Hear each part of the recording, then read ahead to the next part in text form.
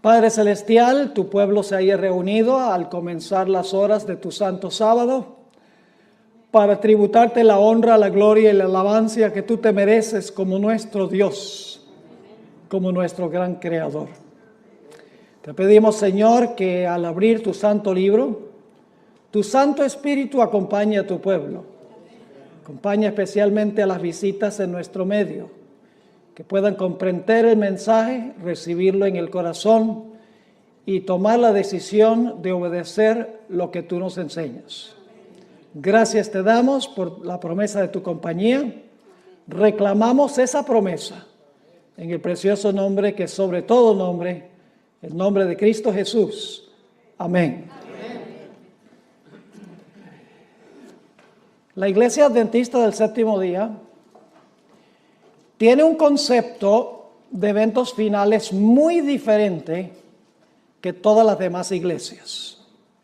Hay muchas diferencias entre la escatología adventista. Escatología significa los eventos finales que concibe la Iglesia Adventista y los conceptos que tienen otras iglesias.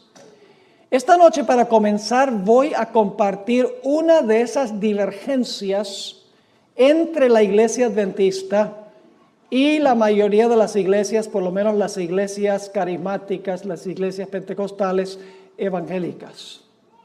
La mayoría de los cristianos hoy en día creen que se pueden preparar para la venida de Jesús hasta que Él venga. Pero la Iglesia Adventista cree, en armonía con la Biblia, y lo vamos a comprobar esta noche y también mañana en nuestro tema, que la puerta de la gracia para este mundo se va a cerrar antes que Cristo venga. Todos los casos se van a decidir antes que Jesús venga. Se va a cerrar la puerta de la oportunidad, se va a cerrar la puerta de la gracia.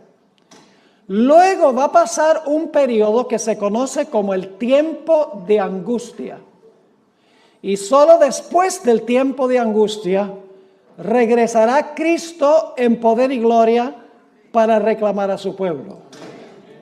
Es decir, la Iglesia Adventista, en armonía con la Biblia, enseña que si no estamos listos para cuando se cierre la puerta de la gracia, no vamos a estar listos para la segunda venida de Jesús. Ahora ustedes dirán, pastor, ¿a dónde enseña la Biblia este concepto? Antes de compartir 11 ejemplos de la Biblia, de los cuales vamos a estudiar algunos esta noche y algunos mañana, permítame mencionar que en todas las historias que vamos a examinar hay varios comunes denominadores, es decir, elementos que tienen estas historias en común. En primer lugar, en cada una de las historias hay un remanente fiel.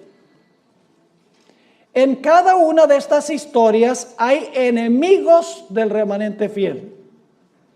En cada una de estas historias hay un tiempo de angustia para el remanente fiel porque los enemigos quieren acabar con ellos, los aborrecen. En cada una de las historias encontramos que la fe de los fieles de Dios es severamente probada en el tiempo de angustia. En cada una de estas historias notamos que Dios se demora en responder a las oraciones de su pueblo, porque su pueblo ora que Dios por favor los libre de manos de sus enemigos, pero Dios no responde inmediatamente. Dios demora en responder a las plegarias de su pueblo. Y el último punto que tienen todas estas historias en común es que finalmente Dios interviene después de la demora para librar a su pueblo. Repito nuevamente los elementos que tienen en común estas historias. Número 1, un remanente fiel. Número 2, un enemigo o enemigos del remanente.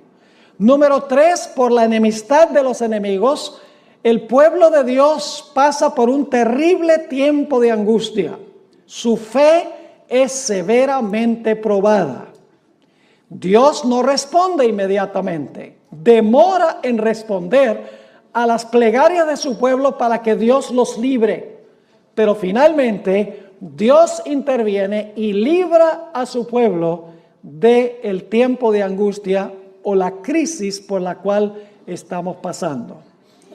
Ahora, la historia que ilustra mejor que cualquier otra historia este proceso que acabo de describir es una historia que encontramos muy temprano en la Biblia.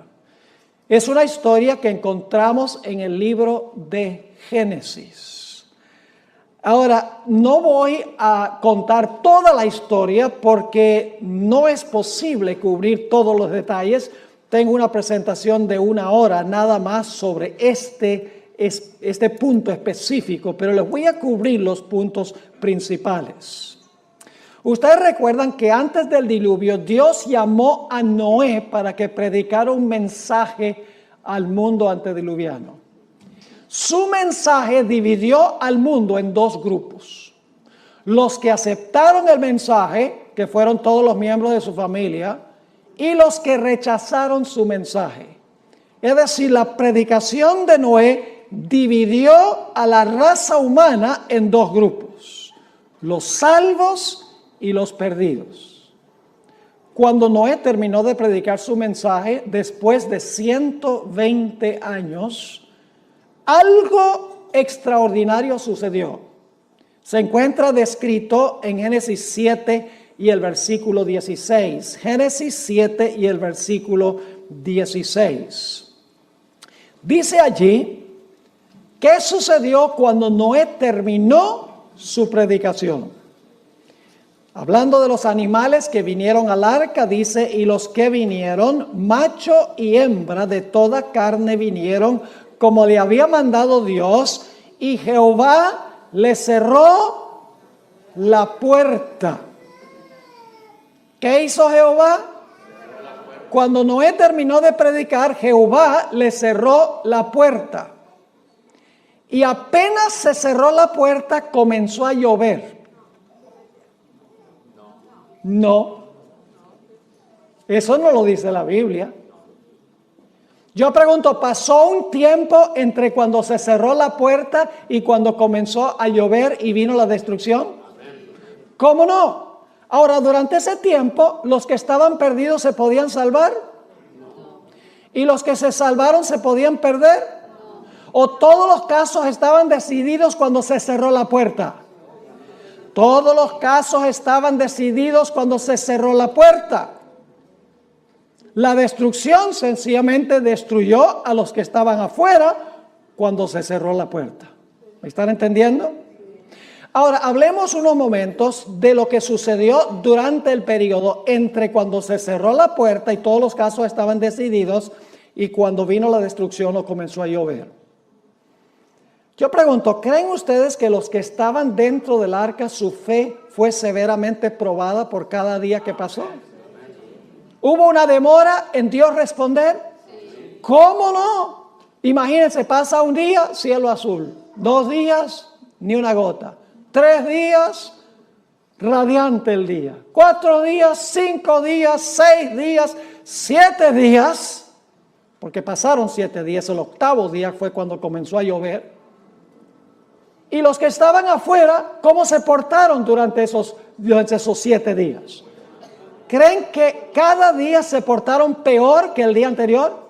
Lógicamente, los enemigos estaban afuera burlándose de los que estaban adentro y los de adentro, su fe estaba siendo severamente ¿qué?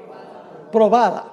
Los que estaban afuera burlándose no sabían que estaban perdidos y los que estaban adentro sabían por la promesa de Dios que iban a ser preservados, pero hubo una demora en Dios intervenir para librarlos.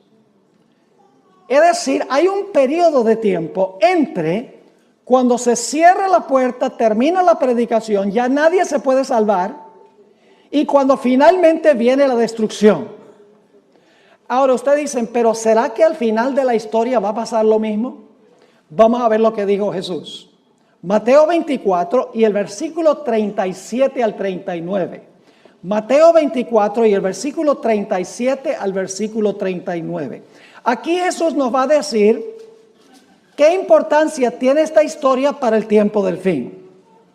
dice allí Jesús, mas como en los días de Noé, así será la venida del Hijo del Hombre. ¿Qué eventos está comparando Jesús? Lo que pasó allá va a suceder aquí, está diciendo Jesús. Sigue diciendo, porque como en los días antes del diluvio, estaban comiendo y bebiendo, casándose y dando en casamiento, es decir, estaban llevando a cabo su vida rutinaria.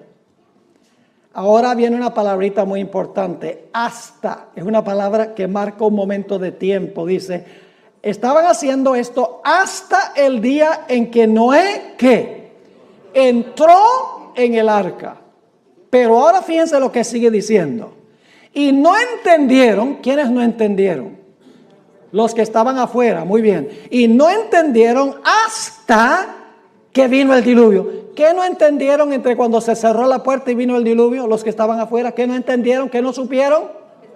Que estaban perdidos, pero siguieron viviendo durante ese periodo.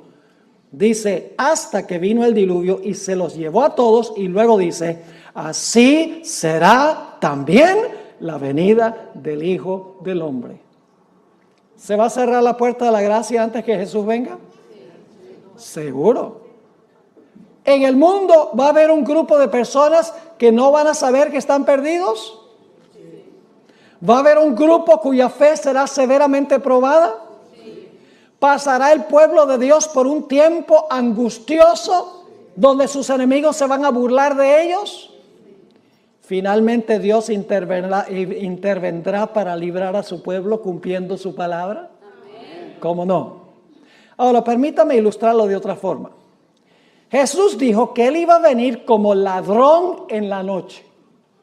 Compara su venida con la venida del ladrón en la noche. Ahora, mucha gente, inclusive creo yo la mayoría de los adventistas, creen que la venida de Cristo como un ladrón es la segunda venida de Jesús. Pero la venida de Jesús como ladrón no es la segunda venida de Cristo. Permítame ilustrar lo que quiero decir. Es una noche muy fría en San Diego. Yo me imagino que ustedes tienen noches bien frías aquí de vez en cuando, ¿verdad? En diciembre, en enero posiblemente, donde sopla el viento y está frío, entra esa neblina del Pacífico. ¡Wow! Y han trabajado todo el día y llegan a la casa, se comen una buena cena, se sientan en la silla favorita a ver las noticias en la televisión, se quedan como medio dormidos y dicen, me voy a ir a acostar porque estoy cansado. Y entonces va la persona, se acuesta, y apenas se acuesta y se pone las cobijas encima, que está calientico, y ha bajado el termostato de la casa, porque uno duerme mejor con el termostato bien bajo. La persona dice, se me olvidó trancar la puerta. Y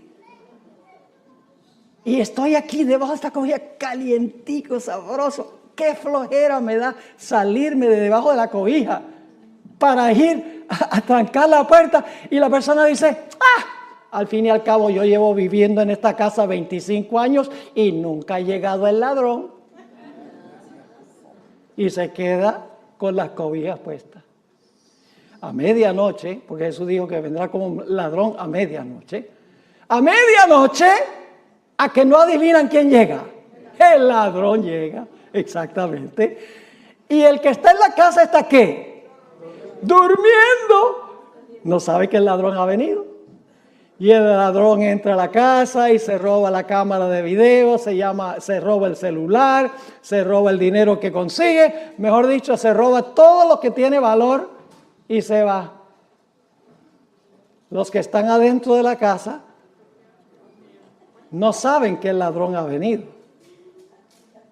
¿Cuándo descubren los que están en la casa que el ladrón hizo una visita? Cuando se despiertan por la mañana, pero ya para ese momento es demasiado tarde. Cuando Jesús dice que Él va a venir como ladrón, lo que está diciendo es que Él va a cerrar la puerta de la gracia, y si no estamos velando, si no estamos listos, seremos tomados por sorpresa, y solamente cuando Cristo venga nos daremos cuenta que estamos perdidos. ¿Me están entendiendo lo que estoy diciendo? Y ahora escuchen bien lo que voy a decir. Muy importante. Tenemos un momento en la historia de este mundo cuando se va a cerrar la puerta de la gracia para todos los seres humanos. Pero si usted se llega a morir esta noche, su puerta se cerró. Su puerta individual. Porque la Biblia dice que Dios establece que el hombre muere una vez y después de eso viene el juicio. Es decir, no podemos decir, bueno, yo me voy a preparar y voy a estar listo cuando se cierre la puerta de la gracia. O yo voy a demorar porque la puerta de la gracia no se va a cerrar todavía porque no ha llegado la ley dominical. Y entonces llegamos a morir esta noche antes que llegue la ley dominical, antes que se cierre la puerta y de todas maneras se cerró la puerta. Porque en el momento de la muerte, ese es el fin. ¿Me están entendiendo este asunto? Ahora vamos a repasar. En los días de Noé, ¿hubo un remanente fiel? ¿Quién? Noé y su familia. ¿Había enemigos de ellos? ¿Quiénes? Los que estaban afuera. ¿Pasaron por un tiempo de angustia? ¿Los que estaban adentro? ¿Cómo no? ¿Su fe fue probada? Sí. ¿Hubo una demora en Dios librarlos de sus enemigos? Pero pregunto, ¿finalmente Dios intervino y el pueblo fue librado? Exactamente. Ven, todos los elementos están en esa historia. Ahora quiero que vayamos a otro ejemplo que encontramos en el Antiguo Testamento. Vamos a Daniel, el capítulo 12 y el versículo 1. Ya que tenemos el patrón, ya que tenemos el modelo de cómo funciona esto con los comunes denominadores, ahora queremos examinar varias historias que nosotros encontramos en las Escrituras, además de la historia que usamos del diluvio y de la venida del ladrón. Daniel 12 y el versículo 1. Ahora, antes de leer este versículo, necesito darles un poquito del contexto. Si ustedes leen el capítulo anterior, el capítulo 11, los versículos 44 y 45, van a descubrir que se habla allí de un poder que se denomina el Rey del Norte. Ahora, no se confundan sobre quién es el Rey del Norte que viene a atacar al pueblo de Dios, porque dice que va a salir para destruir y aniquilar a muchos. Es decir, es un poder perseguidor que va a tratar de acabar con el pueblo de Dios. Ustedes pueden leerlo ahí en Daniel 11, 44 y 45. Ahora escuchen. En la Biblia, este poder perseguidor se describe con diferentes nombres. Por ejemplo, en Daniel 7 se le llama el cuerno pequeño. En Apocalipsis 13 se le llama la bestia. En 2 de Tesalonicenses 2 se le llama el hombre de pecado. En 2 de Tesalonicenses, en Mateo 24 se le llama la abominación asoladora.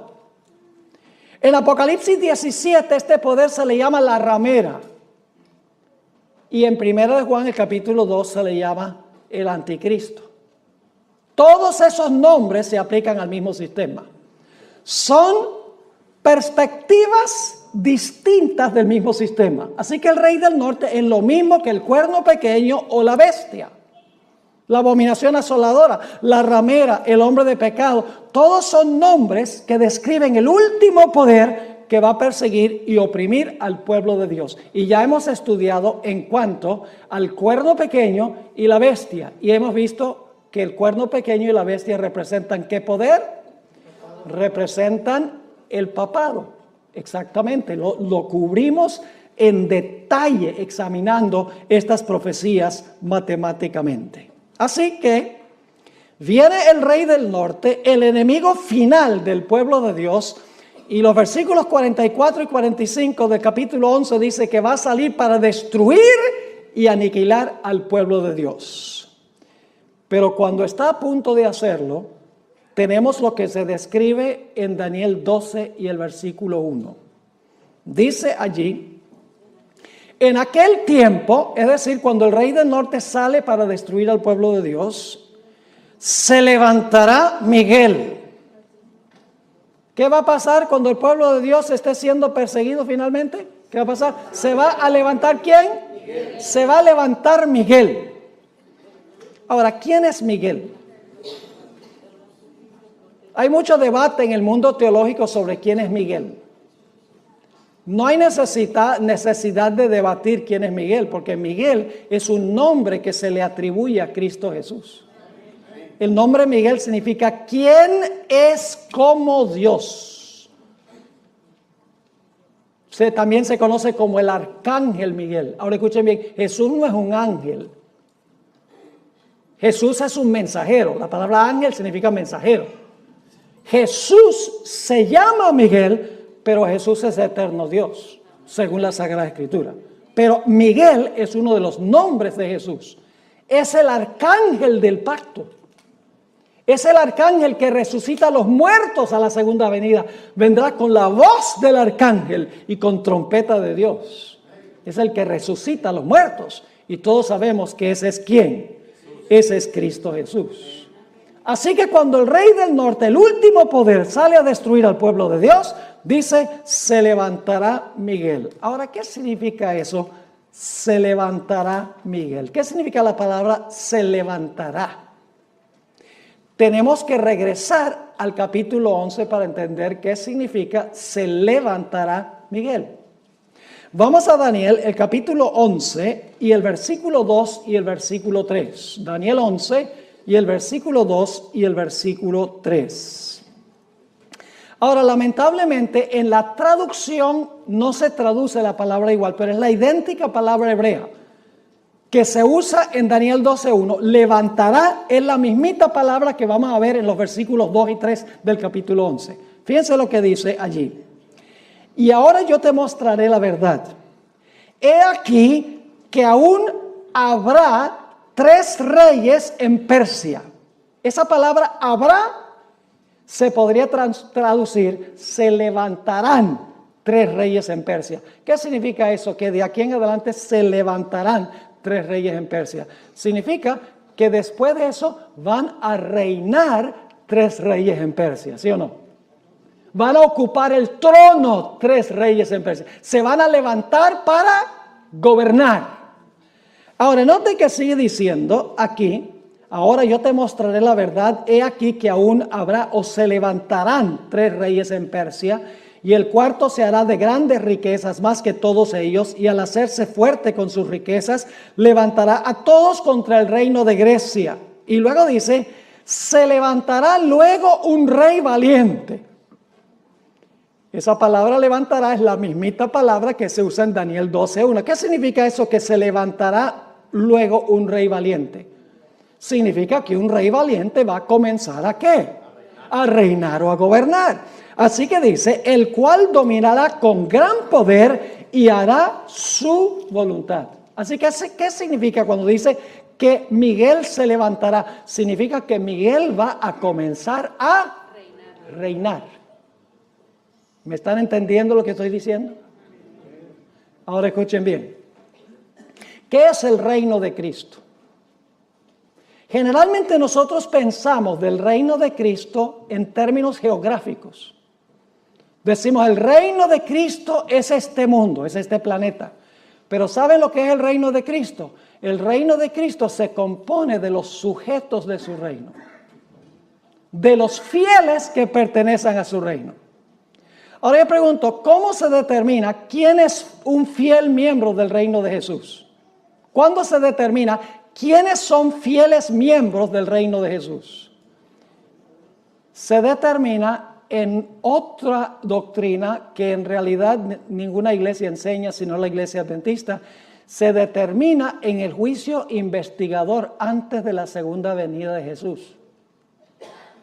Antes que Jesús venga, se van a investigar los casos de todos los que profesaron el nombre de Jesús.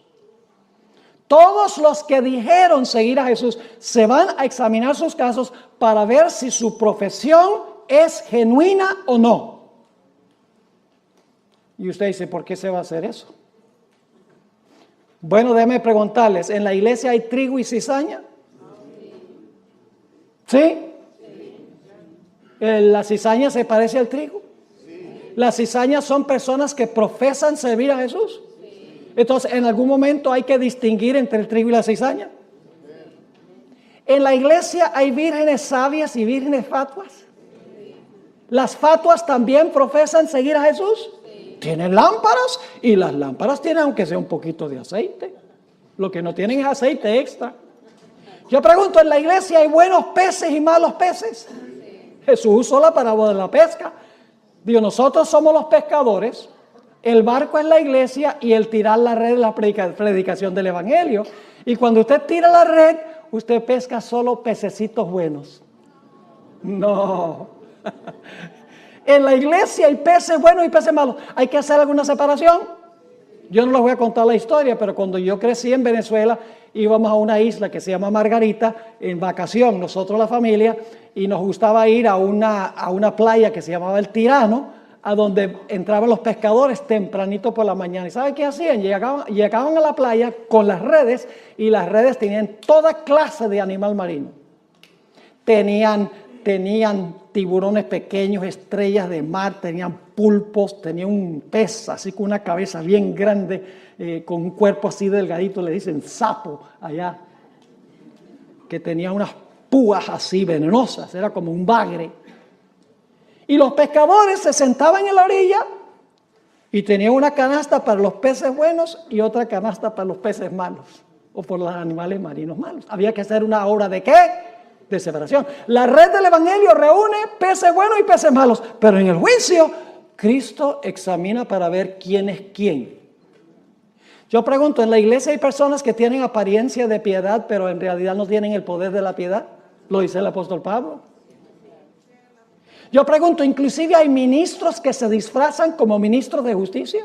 El apóstol Pablo lo dice. Yo pregunto, ¿hay personas inclusive que dicen Señor, Señor, y echan demonios, y dan profecías, y hacen milagros? Que Jesús va a decir, yo no los conozco a ustedes, apartados de mí, obradores de maldad. ¿Entienden por qué Cristo tiene que hacer una obra de separación antes de la segunda venida? Él tiene que demostrar quiénes son súbditos de su reino antes de regresar. Y cuando haya mostrado en el juicio quiénes en verdad son miembros de su reino está completo y se cierra la puerta de la gracia. Así que el levantarse de Miguel, que se menciona aquí, sencillamente significa que Jesús ha terminado su obra de juicio en el santuario celestial. Todos los casos están decididos para vida o para muerte. Y ahora Jesús se va a levantar para reinar sobre su reino. Porque su reino, sus súbditos están ¿qué? Completos. Pero yo pregunto, ¿los súbditos de Jesús van a pasar por un tiempo de angustia aún cuando se cierre la puerta? Vamos otra vez a Daniel 12:1 para que ustedes vean. Dice, en aquel tiempo se levantará Miguel porque su reino está completo. Se ha mostrado quiénes son los súbditos de su reino en el juicio. Dice, el gran príncipe que está de parte de los hijos de tu pueblo, es decir, es el defensor de su pueblo. ¿Y qué va a suceder? Después que se levanta, después que se cierra la puerta, que Cristo comienza a reinar, ¿qué va a suceder? Dice, y será tiempo de angustia. ¿Va a pasar el pueblo de Dios por el tiempo de angustia? ¿Sí o no? Según este texto, el pueblo de Dios va a pasar por el tiempo de angustia. ¿Qué enseñan hoy las iglesias evangélicas? Enseña que cuando Cristo venga en el rapto, se va a llevar a todos los fieles al cielo. Y aquí van a quedar nada más los judíos para sufrir, como si no han sufrido suficiente ya. Para ellos, el pueblo de Dios no va a pasar por el tiempo de angustia. Y por lo tanto, cuando se encuentren en el tiempo de angustia, no van a tener la fe necesaria para pasar por ese periodo. Porque si usted no cree que va a pasar por un tiempo de angustia, usted no se va a preparar. Por ejemplo, si el servicio climático le dijera a usted que va a haber un huracán en la Florida, ¿usted se prepara en San Diego? No, pues no va a pasar en San Diego. ¿Me están entendiendo lo que estoy diciendo?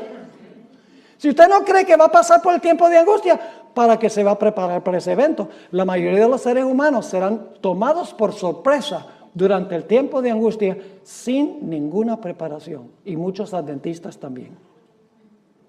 Así que dice, será tiempo de angustia cual nunca fue desde que hubo gente hasta entonces.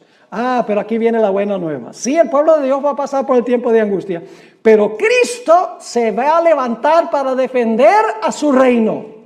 Porque dice, pero en aquel tiempo será que libertado tu pueblo, todos los que se hallen escritos, ¿dónde? Todos los que se hallen escritos en el libro. ¿Cuándo fue que fueron confirmados en el libro? ¿Cuándo fueron confirmados en el libro, creen ustedes? Durante el juicio. Eso demuestra que hubo un juicio. Y se confirmó su nombre en el libro de la vida. Y usted dice, pastor, ¿se confirmó? Sí, porque cuando nosotros recibimos a Cristo Jesús como Salvador personal, cuando profesamos a Jesús, Jesús anota nuestro nombre en el libro de la vida. En ese momento Jesús no se pone a mirar si la profesión es genuina o no. Sencillamente acepta nuestra palabra, de que vamos a seguir a Jesús, vamos a ser siervos de Jesús. Jesús anota el nombre en el libro de la vida. En el juicio se examina la vida de la persona para ver si su profesión es genuina o no. Yo pregunto, una vez que una persona ha sido perdonada, ¿se le puede revocar el perdón? ¿Una persona puede ser salva y luego perder la salvación? Las iglesias, muchas iglesias protestantes dicen, no, una vez salvo, siempre salvo. La Biblia no enseña eso. ¿Te recuerda la parábola de los dos deudores? Parábola interesante esta de los dos deudores. Había un hombre que debía 10,000 talentos, una suma que era imposible pagar. Había desfalcado los fondos del dueño, es decir, le había robado a su maestro, a su amo. Y el amo dice, ven acá. Este es el juicio, ven acá. Y examina y dice, mira, tú me debes 10,000 talentos, págame. Dice, yo no tengo con qué pagar. Dame tiempo y te pago. ¿Qué tiempo? Aunque te dé 1,000,000 de años, no tienes para pagar eso. Es una deuda impagable. Y el hombre llora y clama y dice, por favor, perdóname la deuda. O dame tiempo y yo pago la deuda. Finalmente, como clama al dueño, el dueño le dice, mira, voy a hacer algo mejor porque tú clamaste por misericordia y yo te voy a perdonar la deuda. Y él dice, así nomás, sí, porque clamaste a mí, la deuda queda cancelada. ¡Wow! Este hombre dice, fabuloso. Y sale saltando del lugar, sale contento. Me perdonó una deuda que yo no podía jamás pagar. Y cuando sale por la puerta encuentra un individuo que le debe 100 denarios. El equivalente de 100 días de trabajo. El jornal era un denario. Y se lo encuentra y le dice, mira, tú me debes 100 denarios, págamelos. Y este individuo hace lo mismo, clama y dice, ay, por favor, dame tiempo que yo te lo pago. Y dice, ¿qué tiempo? Págame ahora. Y dice la Biblia que lo agarró por el cuello y lo estaba ahorcando para que le pagara los 100 denarios. Pues resulta que los siervos del amo, que representan los ángeles, fueron allá y le dijeron al Señor, mire, ¿sabe lo que pasó con ese hombre que tú perdonaste esa deuda que él no podía pagar? Él se encontró un compañero que le debía dinero que se podía pagar y no lo quiso perdonar.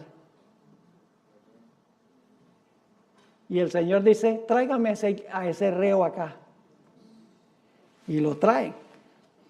Y le dice, tú no eres el que yo te perdoné una deuda grande que tú no podías pagar porque clamaste a mí. Ah, sí, como no, muchas gracias.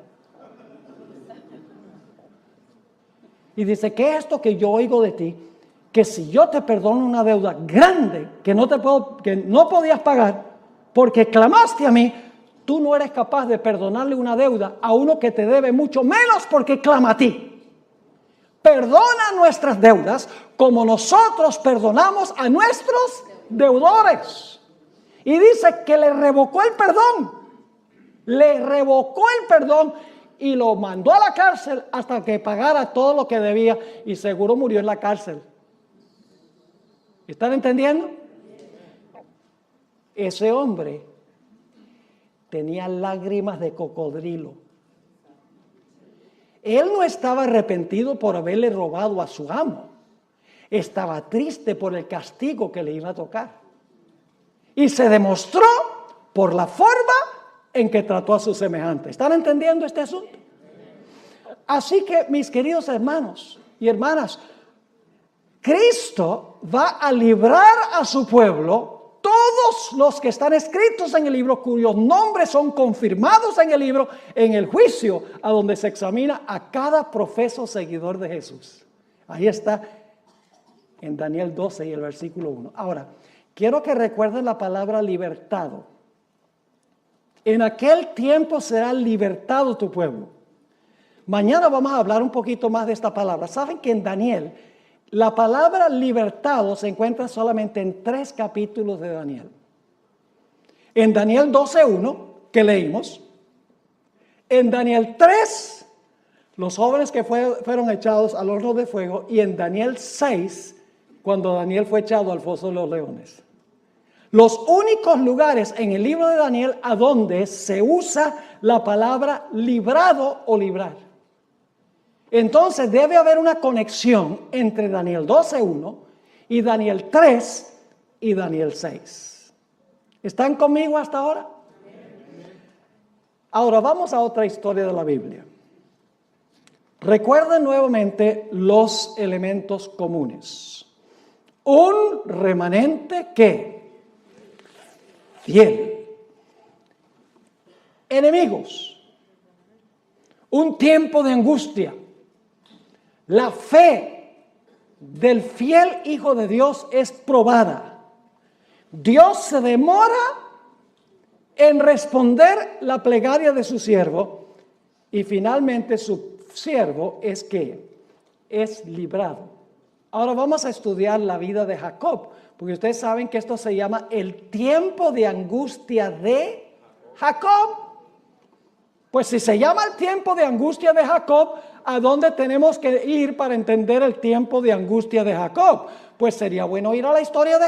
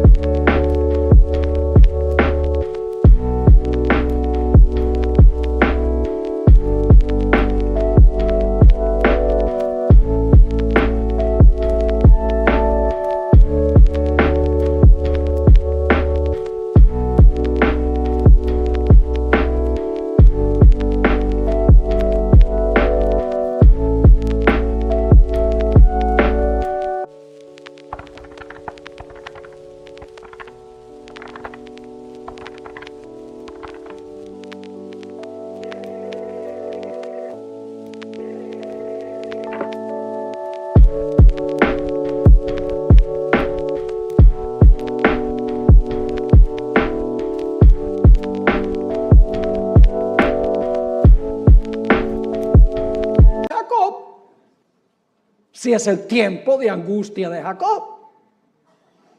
La historia de la angustia de Jacob se encuentra en Génesis 32. Vayan conmigo a Génesis 32 y les voy a compartir algunos detalles. Por la premura del tiempo no podemos cubrir toda la historia, pero les voy a dar los puntales, los puntos más importantes. En esta historia Jacob estaba regresando a su hogar. Después de 20 años de ausencia por haber engañado a su padre y robado la primogenitura a su hermano. Cuando se está acercando a su hogar perdido por causa de su pecado, escucha que su hermano Esaú, a quien le robó la primogenitura, está viniendo contra él con 400 hombres armados hasta los dientes, con el fin de destruir a Jacob y a su familia por lo que Jacob había hecho 20 años antes. Jacob temía que su pecado había sido tan grande que Dios no le podía garantizar protección, que su pecado era tan inmenso ante la vista de Dios que Dios no iba a poder cumplir su pacto para con él y protegerlo de la ira de su hermano. Y por lo tanto nos dice la historia que Jacob fue a la orilla del arroyo de Jaboc y allí vació su corazón en oración a Dios.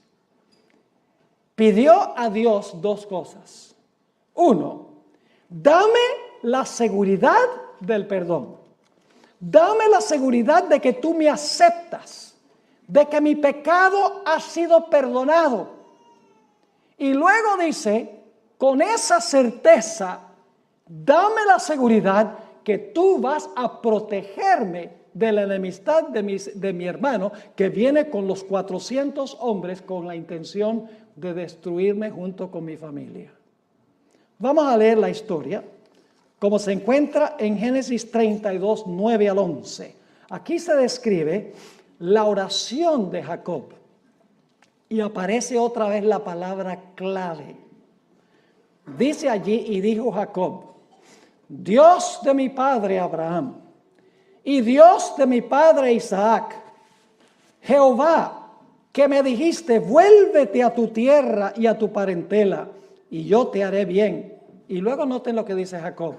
Menor soy yo que todas las misericordias y que toda la verdad que has usado para con tu siervo. Jacob está diciendo, Señor, yo no soy digno de que tú me perdones ni de que tú me aceptes. Y luego sigue diciendo, pues con mi cayado pasé este Jordán y ahora estoy sobre 2 campamentos. Y luego, ¿cuál es la palabra del versículo 11? ¿De quién? De la enemistad del hermano. ¿Tiene Jacob un enemigo, sí o no? Sí. Él es el remanente fiel. Él tiene un enemigo. Está pasando por un tiempo severo de angustia, vaciando su oración a Dios para tener la certeza del perdón y la protección de Dios contra su enemigo. Sí. ¿Dios contesta la oración inmediatamente? No, eso lo vamos a ver en un momento, pero finalmente Dios interviene y lo libra de la ira de su hermano. Vamos a notar que cuando Jacob está a la orilla del arroyo Jaboc, de repente viene un individuo y empieza a luchar con él. Y él cree que es un enemigo y empieza a luchar con este misterioso personaje. Cuando estaba muy cerca de la mañana se dio cuenta que no estaba luchando con un mero ser humano, que estaba luchando con el ángel del pacto. Estaba luchando con Jesús. Lo vamos a ver en unos momentos. Estaba luchando con Jesús. Y cuando estaba por amanecer, Jacob le dice a este personaje, Señor, dame la seguridad del perdón. Dame la seguridad que me vas a proteger de la ira de mi hermano, que no vamos a perecer. Y el ángel le dice, suéltame, que amanece. Me voy. ¿Y qué hace Jacob? Jacob dice, nada de eso. Se aferró de él y dijo, no te soltaré hasta que me bendigas.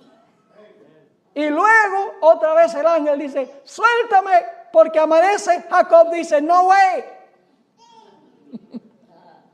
No te soltaré hasta que me des la certeza del perdón y que tú...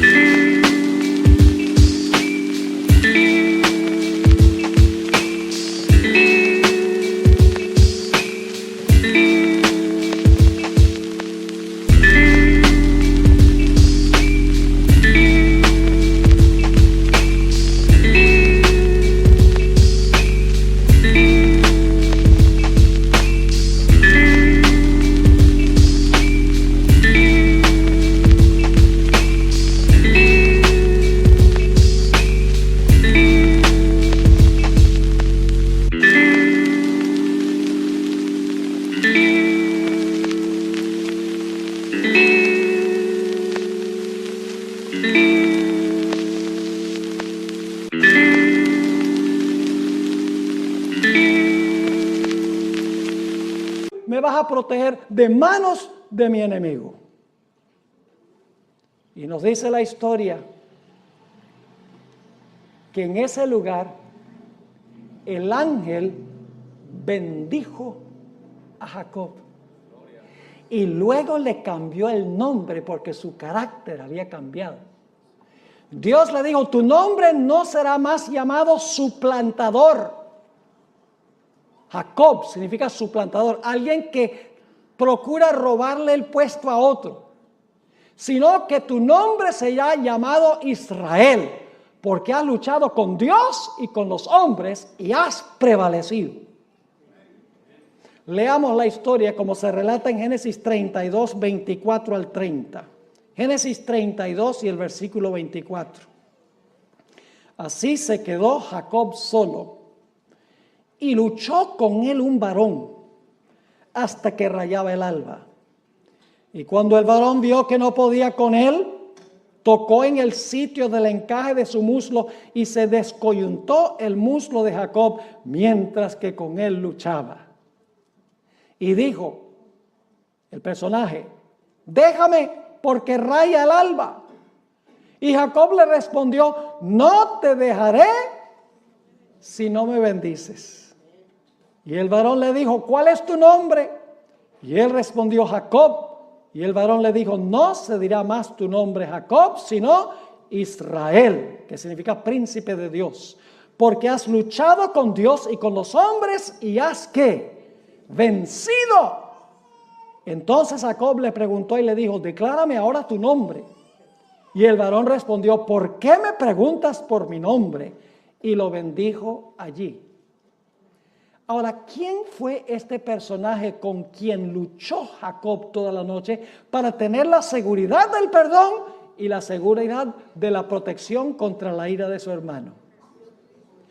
La Biblia lo describe de dos formas. Noten el libro de Oseas, el capítulo 12 y el versículo 4, ¿con quién fue que luchó Jacob? Oseas 12 y el versículo 4. Interesante este texto, ¿verdad que sí? Dice: ¿venció a quién? ¿Jacob venció a quién? Venció al ángel y prevaleció. Lloró y le ¿qué? Y le rogó. En Betel le halló y allí habló con nosotros. ¿Con quién estaba luchando Jacob? Dice que estaba luchando con el ángel.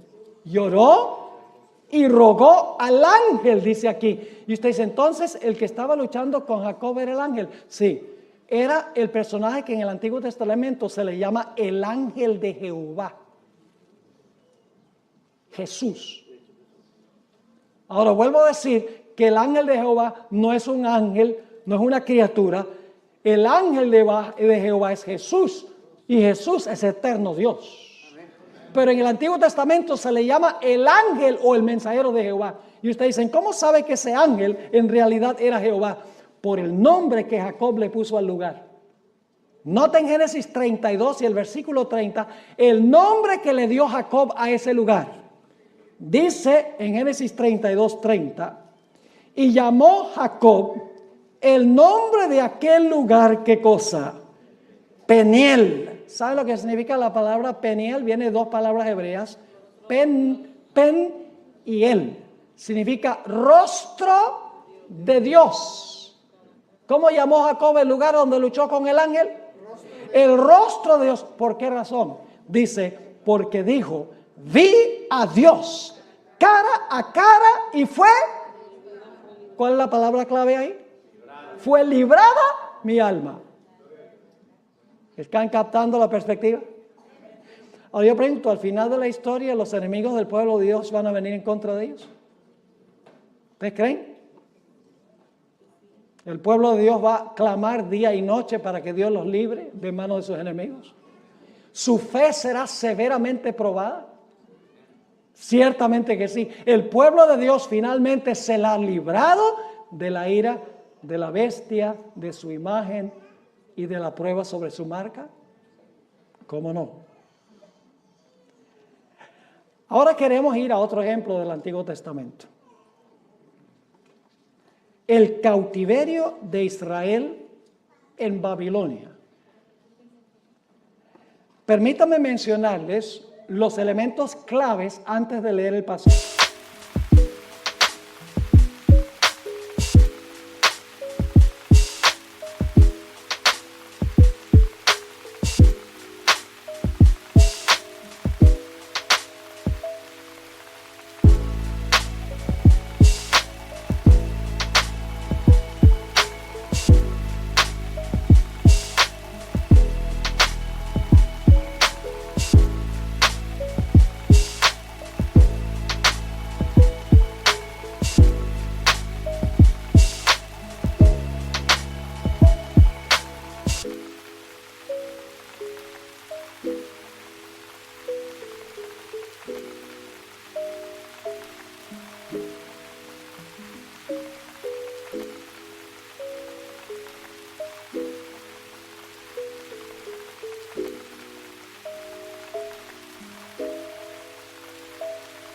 pasaje que se encuentra en Jeremías, el capítulo 30, y vamos a leer Jeremías 30 y empezando con el versículo 5. Escuchen bien el marco histórico. El remanente fiel en esta historia es el pueblo de Israel. El enemigo del pueblo de Israel en esta historia es Nabucodonosor y los babilonios, que llevaron al pueblo de Dios cautivo a Babilonia. El tiempo de angustia que pasó al pueblo fueron los 70 años que pasaron allí cautivos en Babilonia, bajo el mando de su enemigo Nabucodonosor y de los babilonios. Yo pregunto, ¿se demoró Dios en librarlos? Se demoró 70 años, sí. ¿Fue un tiempo de agonía para el pueblo de Dios mientras estaban cautivos? ¿Cómo no? ¿Su fe fue severamente probada? Sí. Pero finalmente Dios intervino y libró a su pueblo del cautiverio a Babilonia y al rey Nabucodonosor. Vamos a leer el pasaje como se encuentra en Jeremías 30 y el versículo 5. Porque así ha dicho Jehová: hemos oído voz de temblor, de espanto y no de paz. Inquirid ahora y mirad si el varón da a luz. Sabemos que el varón no da a luz, pero estos dolores del pueblo son tan grandes que parecen dolores de una mujer en parto. Inquirid ahora y mirad si el varón da a luz, porque he visto que todo hombre tenía las manos sobre sus lomos, como mujer que está de parto, y se han vuelto pálidos todos los rostros. ¿Pueden captar la agonía y el sufrimiento que se describe aquí? El dolor que está pasando el pueblo de Dios porque están cautivos. Y luego dice en el versículo 7, cuán grande es aquel día, tanto que no hay otro semejante a él. ¿Recuerdan Daniel, el capítulo 12:1, donde dice que tiempo de angustia cual no se ha visto jamás?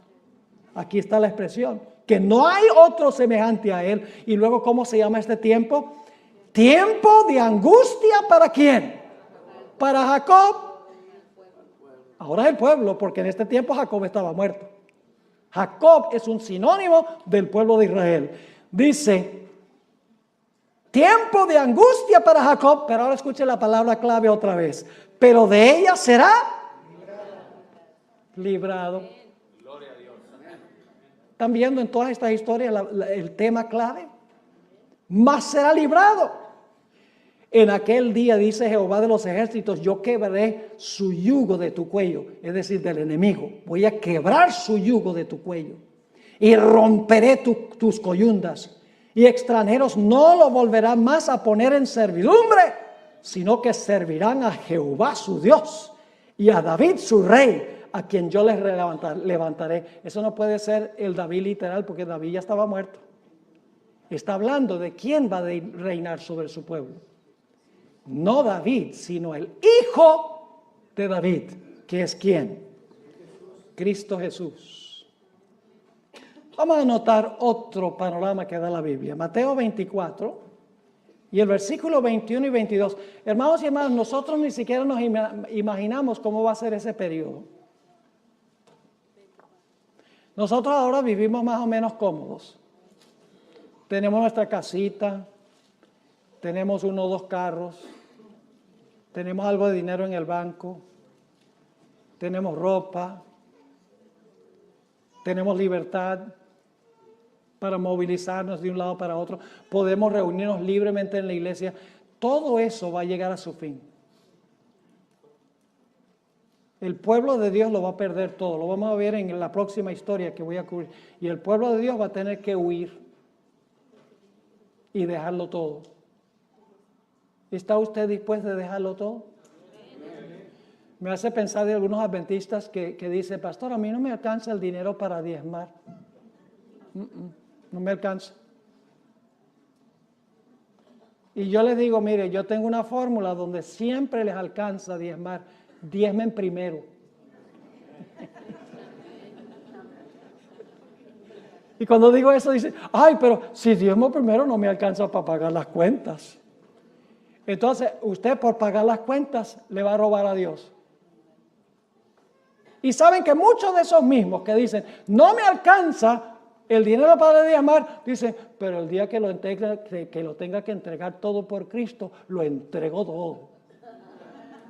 ¿Y qué le hace a usted pensar que si no está dispuesto a devolverle a Dios el 10%, de repente le va a devolver la vida?